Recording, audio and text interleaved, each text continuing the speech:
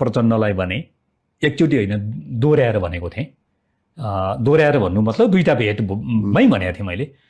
तपाईँ जहाँबाट चुनाव लड्नुभयो र त्यसपछि तपाईँले त्यहाँ अर्को उम्मेदवार पठाएर तपाईँ अर्को क्षेत्रमा जानुभयो। तपाईँले छोडेपछि तपाईँपछि आउने उम्मेदवारले चुनाव जितेको नजिर छैन भन्ने विषयवस्तुले हामीलाई निकै अप्ठ्यारो बनाइराखेको छ। पार्टीलाई पनि स्वयं तपाईँ नेतृत्वलाई पनि पार्टीलाई पनि अप्ठ्यारो बनाएको छ, किनभने पार्टीको मुख्य नेता तपाईँ भए हुनाले व्यक्तिगत हिसाबले तपाईँलाई पनि अप्ठ्यारो बनाएको छ। काठमाडौँ, सिराहा, चितवन होइन त हो। त्यसपछि चुनाव जितेका छैन। गोर्खा पनि त्यही लाइनमा भयो भने अर्को नकारात्मक नजिर स्थापित हुन्छ। यो चाहिँ व्यक्तिगत हिसाबले म हराउँला जिताउँला त्यो दोहोरो कुरो भयो। त्यसलाई मैले चाहिँ धेरै ठुलो विषय ठान्दिनँ। तर पार्टीले जित्छ जित्दैन र प्रचण्डले छोडिसकेपछि आएको त्यही पार्टीको प्रतिनिधिले चुनाव जित्छ जित्दैन भन्ने कुरो चाहिँ मुख्य कुरो हो। यसलाई चाहिँ विशेष ध्यान दिनुपर्छ तपाईँले भन्ने बेला उहाँलाई मैले आग्रह गरेका थिएँ। आखिर काठमाडौँ, सिराहा, चितवन पछि गोर्खा पनि थपियो। गोर्खा पनि थप्यो। अब अर्कोचोटि रुकुम पनि थपिने भयो। त्यो अर्को त्यो पछिको कुरो भयो। प्रचण्डलाई भने एकचोटि होइन दोहोऱ्याएर भनेको थिएँ।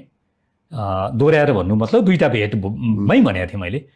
तपाईँ जहाँबाट चुनाव लड्नुभयो र त्यसपछि तपाईँले त्यहाँ अर्को उम्मेदवार पठाएर तपाईँ अर्को क्षेत्रमा जानुभयो।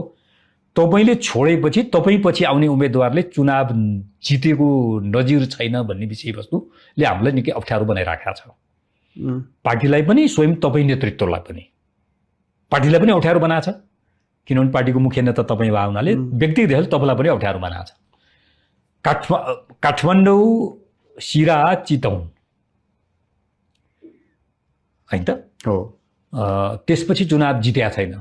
गोर्खा पनि त्यही लाइनमा भयो भने अर्को नकारात्मक नजिर स्थापित हुन्छ। यो चाहिँ व्यक्तिगत हिसाबले म हराउँला जिताउँला त्यो दोहोरो कुरो भयो।